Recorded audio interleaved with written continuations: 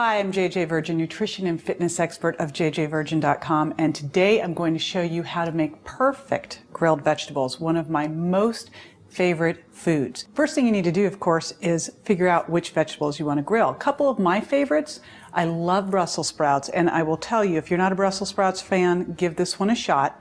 Cauliflower is another one that's excellent. Asparagus, red peppers, really any vegetable that you like sauteed or steamed, you probably like even better roasted.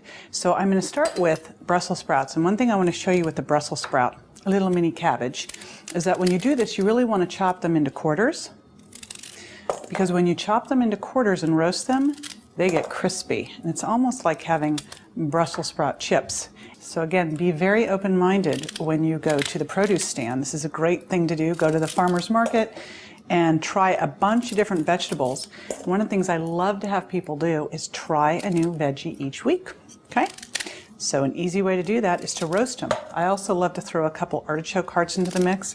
And another thing that I will toss in when I'm roasting vegetables is some walnuts or pecans. Next thing I'm throwing in is some red pepper. I like to throw red pepper into as many different things as possible because red pepper is one of the richest sources of vitamin C. Plus it looks pretty. I'm always telling people to eat from the rainbow, and red peppers are an easy way to do this. Okay, next one, and this is one of my all-time favorites.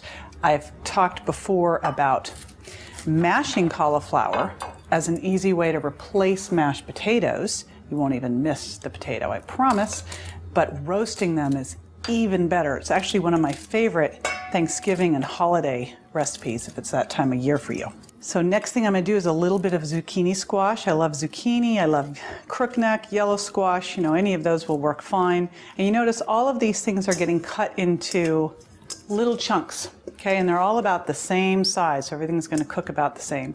And then finally, I'm going to throw in a little portobello. Now once you've picked your veggies and thrown them on in, your next step is going to be choose your oil. And I either use olive oil or coconut oil to do this. I really love coconut oil. So you're going to throw some oil into the bowl.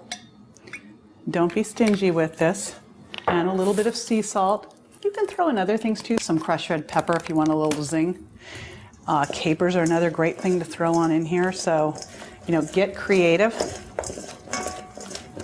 And then once you have it, and you want to make sure they're coated. It shouldn't be drowning in oil, but see how this is? It's nice and coated here because that will allow it to brown. You're going to put it on a cookie sheet or a baking sheet and spread it out.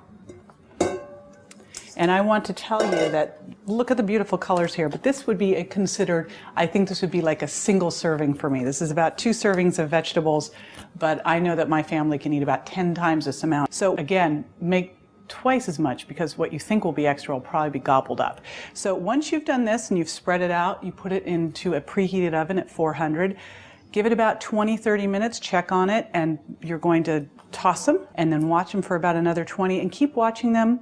You want to get them so they're just turning golden brown. And again, that's going to be up to you, but I like them when they get golden brown, and I like it when the Brussels sprouts get a little bit crispy. It's delicious. And then pull them out and enjoy them. They make a perfect part of a low-carb meal, and they're a great leftover. I'm JJ Virgin of jjvirgin.com, and that is how to make perfect grilled vegetables.